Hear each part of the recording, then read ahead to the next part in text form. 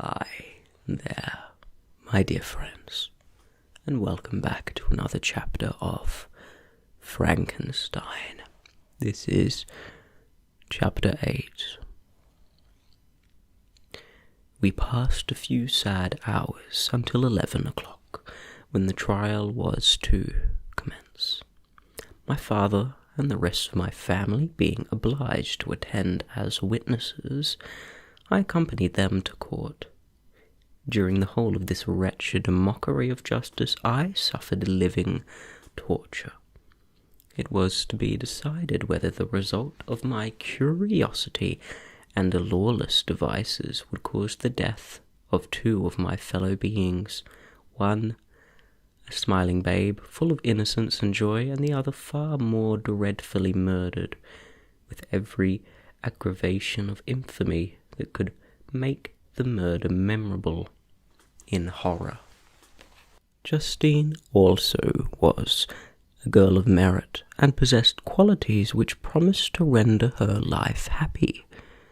Now all was to be obliterated in an ignominious grave, and I, the cause.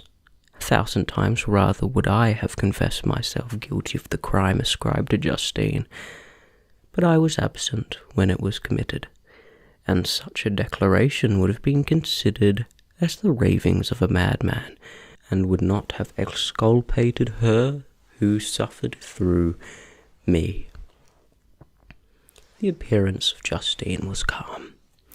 She was dressed in mourning, and her countenance, always engaging, was rendered by the solemnity of her feelings exquisitely beautiful.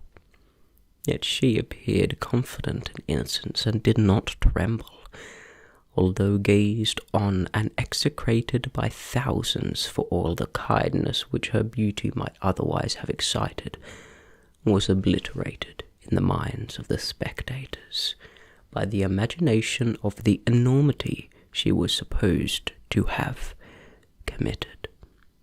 She was tranquil, yet her tranquillity was evidently constrained, and her confusion had before been adduced as proof of her guilt.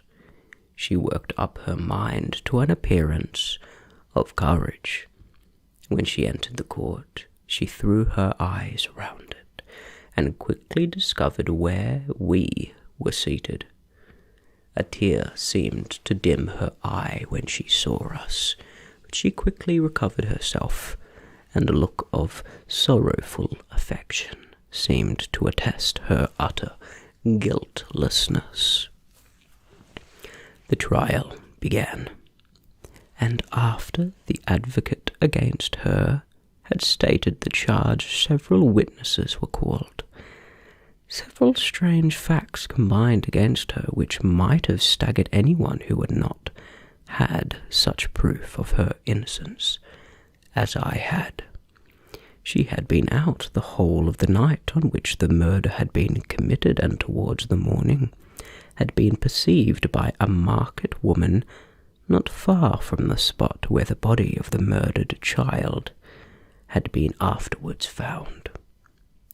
The woman asked her what she did there, but she looked very strangely, and only returned a confused and unintelligible answer. She returned to the house about 8 o'clock, and when one inquired where she had passed the night, she replied that she had been looking for the child, and demanded earnestly if anything had been heard concerning him. When shown the body, she fell into violent hysterics, and kept her bed for several days. The picture was then produced, which the servant had found in her pocket, and when Elizabeth, in a faltering voice, proved that it was the same which, an hour before the child, had been missed, she had placed around his neck. A murmur of horror and indignation filled the court. Justine was called on for her defence. As the trial proceeded, her countenance had altered. Surprise, horror, and misery were strongly expressed. Sometimes she struggled with her tears, but when she was desired to plead, she collected her powers and spoke in an audible, though variable voice. "God knows," she said, "how entirely I am innocent, but I do not pretend that my protestations should acquit me. I rest my innocence on a plain and simple explanation of the facts which have been adduced against me, and I hope the character I have always borne will incline my judges to a favourable interpretation where any circumstance appears doubtful or suspicious." She then related that, by the permission of Elizabeth, she had passed the evening of the night on which the murder had been committed at the house of an aunt at Shane, a village situated at about a league from Geneva. On her return at about 9 o'clock, she met a man who asked her if she had seen anything of the child who was lost. She was alarmed by this account, and passed several hours looking for him, when the gates of Geneva were shut, and she was forced to remain several hours of the night in a barn belonging to a cottage, being unwilling to call up the inhabitants to whom she was well known. Most of the night she spent here watching. Towards morning she believed that she slept for a few minutes. Some steps disturbed her, and she awoke. It was dawn, and she quitted her asylum, that she might again endeavour to find my brother. If she had gone near the spot where this body lay, it was without her knowledge. That she had been bewildered when the question by the market woman was not surprising, since she had passed a sleepless night, and the fate of poor William was yet uncertain. Concerning the picture, she could give no account. "I know," continued the unhappy victim, "how heavily and fatally this one circumstance weighs against me, but I have no power of explaining it, and when I have expressed my utter ignorance, I am only left to conjecture concerning the probabilities by which it might have been placed in my pocket. But here also I am checked. I believe that I have no enemy on earth, and none surely would have been so wicked as to destroy me wantonly. Did the murderer place it there? I know of no opportunity afforded him for doing so, or, if I had, why should he have stolen the jewel to part with it again so soon? I commit my cause to the justice of my judges, yet I see no room for hope. I beg permission to have a few witnesses examined concerning my character, and if their testimony shall not overweigh my supposed guilt, I must be condemned, although I would pledge my salvation on my innocence." Several witnesses were called, who had known her for many years, and they spoke well of her, but fear and hatred of the crime of which they supposed her guilty rendered them timorous and unwilling to come forward. Elizabeth saw even this last resource, her excellent dispositions and irreproachable conduct, about to fail the accused, when, although violently agitated, she desired permission to address the court. "I am," said she, "the cousin of the unhappy child who was murdered, or rather his sister, for I was educated by and have lived with his parents ever since, and even long before his birth. It may therefore be judged indecent in me to come forward on this occasion, but when I see a fellow creature about to perish through the cowardice of her pretended friends, I wish to be allowed to speak, that I may say what I know of her character. I am well acquainted with the accused. I've lived in the same house with her, at one time 5, and another for nearly 2 years. During all that period she appeared to me the most amiable and benevolent of human creatures. She nursed Madame Frankenstein, my aunt, in her last illness with the greatest affection and care, and afterwards attended her own mother during a tedious illness in a manner that excited the admiration of all who knew her, after which she again lived in my uncle's house, where she was beloved by all the family. She was warmly attached to the child who was now dead, and acted towards him like a most affectionate mother. For my own part, I do not hesitate to say that, notwithstanding all the evidence produced against her, I believe and rely on her perfect innocence. She had no temptation for such an action.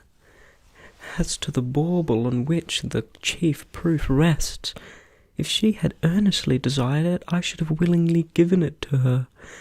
So much do I esteem and value her. A murmur of approbation followed Elizabeth's simple and powerful appeal, but it was excited by her generous interference, and not in favour of poor Justine, on whom the public indignation was turned with renewed violence, charging her with the blackest ingratitude. She herself wept as Elizabeth spoke, but she did not answer. My own agitation and anguish was extreme during the whole trial. I believed in her innocence, I knew it. Could the demon who had, I did not for a minute doubt, murdered my brother also in his hellish sport, have betrayed the innocent to death and ignominy? I could not sustain the horror of my situation, and when I perceived that the popular voice and the countenances of the judges had already condemned my unhappy victim, I rushed out of the court in agony. The tortures of the accused did not equal mine. She was sustained by innocence, but the fangs of remorse tore my bosom and would not forego their hold. I passed a night of unmingled wretchedness. In the morning I went to the court. My lips and throat were parched. I dared not ask the fatal question, but I was known, and the officer guessed the cause of my visit. The ballots had been thrown. They were all black, and Justine was condemned. I cannot pretend to describe what I then felt. I had before experienced sensations of horror, and I have endeavoured to bestow upon them adequate expressions. But words cannot convey an idea of the heart-sickening despair that I had then endured. The person to whom I addressed myself added that Justine had already confessed her guilt. That evidence, he observed, was hardly required in so glaring a case, but I am glad of it, and indeed none of our judges like to condemn a criminal upon circumstantial evidence, be it ever so decisive. This was strange and unexpected intelligence. What could it mean? Had my eyes deceived me? And was I really as mad as the whole world would believe me to be if I disclosed the object of my suspicions? I hastened to return home, and Elizabeth eagerly demanded the result. "My cousin," replied I, "it is decided as you may have expected. All judges had rather than 10 innocent should suffer than that one guilty should escape, but she has confessed." This was a dire blow to poor Elizabeth, who had rallied with firmness upon Justine's innocence. "Alas," said she, "how shall I ever again believe in human goodness? Justine, who I loved and esteemed as my sister, how could she put on those smiles of innocence only to betray? Her mild eyes seemed incapable of any severity or guile, and yet she has committed a murder." Soon after we heard that the poor victim had expressed a desire to see my cousin. My father wished her not to go, but said that he left it to her own judgment and feelings to decide. "Yes," said Elizabeth, "I will go, although she is guilty, and you, Victor, shall accompany me. I cannot go alone." The idea of this visit was torture to me, yet I could not refuse. We entered the gloomy prison chamber, and beheld Justine sitting on some straw at the farther end. Her hands were manacled, and her head rested on her knees. She rose on seeing us enter, and when we were left alone with her, she threw herself at the feet of Justine, weeping bitterly. My cousin wept also. "Justine," she said, "why did you rob me of my last consolation? I relied on your innocence, and although I was then very wretched, I was not so miserable as I am now. And do you believe that I was so very, very wicked? Do you also join with my enemies to crush me, to condemn me as a murderer?" Her voice was suffocated with sobs. "Rise, my poor girl," said Elizabeth. "Why do you kneel if you are innocent?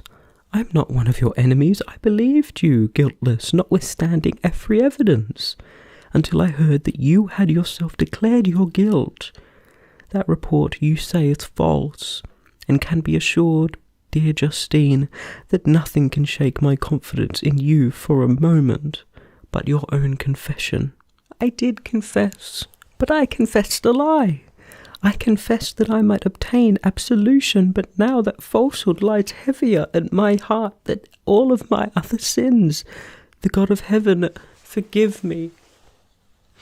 Ever since I was condemned, my confessor had besieged me. He threatened and menaced, until I almost began to think I was the monster that he said I was. He threatened excommunication and hellfire in my last moments if I continued obdurate. Dear lady, I had none to support me. All looked on me as a wretched doomed to ignominy and perdition. What could I do? In an evil hour I subscribed to a lie, and now only am I truly miserable." She paused, weeping, and then continued. "I thought with horror, my sweet lady, that you should believe your Justine, whom your blessed aunt had so highly honoured, and whom you loved, was a creature capable of a crime which none but the devil himself could have perpetrated. Dear William, dear blessed child, I soon shall see you again in heaven, where we shall all be happy, and that consoles me, going as I am to suffer ignominy and death. Oh, Justine, forgive me for having for one moment distrusted you. Why did you confess? Do not mourn, dear girl, do not fear. I will proclaim, I will prove your innocence. I will melt the stony hearts of your enemies by my tears and prayers. You shall not die. You, my playfellow, my companion, my sister, perish on the scaffold. No, no, I never could survive so horrible a misfortune." Justine shook her head mournfully. "I do not fear to die," she said. "That pang is past. God raises my weakness and gives me courage to endure the worst. I leave a sad and bitter world, and if you remember me and think of me as one unjustly condemned, I am resigned to the fate awaiting me. Learn from me, dear lady, to submit in patience to the will of heaven." During this conversation I had retired to a corner of the prison room, where I could conceal the horrid anguish that possessed me. Despair! Who dared talk of that? The poor victim, who on the morrow was to pass the awful boundary between life and death, felt not, as I did, such deep and bitter agony. I gnashed my teeth and ground them together, uttering a groan that came from my inmost soul. Justine started. When she saw who it was, she approached me and said, "Dear sir, you are very kind to visit me. You, I hope, do not believe that I am guilty." I could not answer. "No, Justine," said Elizabeth, "he is more convinced of your innocence than I was, for even when he heard that you had confessed, he did not credit it. I truly thank him. In these last moments I feel the sincerest gratitude towards those who think of me with kindness. How sweet is the affection of others to such a wretch as I am. it removes more than half my misfortune, as I feel as if I could die in peace now that my innocence is acknowledged by you, dear lady, and your cousin." Thus, the poor sufferer tried to comfort others and herself. She indeed gained the resignation she desired, but I, the true murderer, felt that never-dying worm alive in my bosom, which allowed of no hope or consolation. Elizabeth also wept, and was unhappy, but hers also was the misery of innocence, which, like a cloud that passes over the fair moon, for a while hides but cannot tarnish its brightness, anguish and despair had penetrated into the core of my heart. I bore a hell within me which nothing could extinguish. We stayed for several hours with Justine, and it was with great difficulty that Elizabeth could tear herself away. "I wish," cried she, "that I were to die with you. I cannot live in this world of misery." Justine assumed an air of cheerfulness while she was with difficulty repressed her bitter tears. She embraced Elizabeth and said in a voice of half-suppressed emotion, "Farewell, sweet lady, dearest Elizabeth, my beloved and only friend. May heaven in its bounty bless and preserve you. May this be the last misfortune that you will ever suffer. Live and be happy, and make others so." And on the morrow, Justine died. Elizabeth's heart-rending eloquence failed to move the judges from their settled conviction in the criminality of the saintly sufferer. My passionate and indignant appeals were lost upon them, and when I received their cold answers and heard the harsh, unfeeling reasoning of these men, my purposed avowal died away on my lips. Thus I might proclaim myself a madman, but not revoke the sentence passed upon my wretched victim. She perished on the scaffold as a murderess. From the tortures of my own heart, I turned to contemplate the deep and voiceless grief of my Elizabeth. This also was my doing, and my father's woe, and the desolation of that late so smiling home, all was the work of my thrice accursed hands. Ye weep, unhappy ones, but these are not your last tears. Again shall you raise the funeral wail, and the sound of your lamentations shall again and again be heard. Frankenstein, your son, your kinsman, your early much-loved friend, he would spend each vital drop of blood for your sakes, who was not thought nor sense of joy, except as it is mirrored also in your dear countenances, who would fill the air with blessings and spend his life in serving you. He bids you weep to shed countless tears, happy beyond his hopes.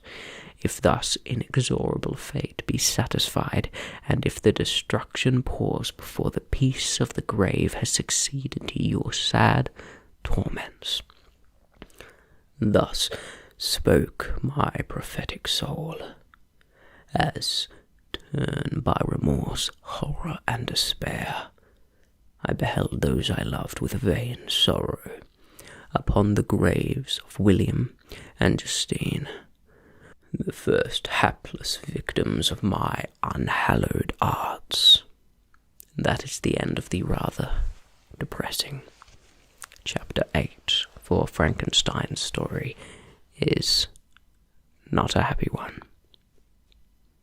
I think it serves well to remember that we should not mess around with things we do not yet understand. So, dear friends, remember always to seek knowledge first, and then, with this knowledge, you will have the wisdom able to choose the moral decision, as is the Stoic way of thinking. Good night, dear friends.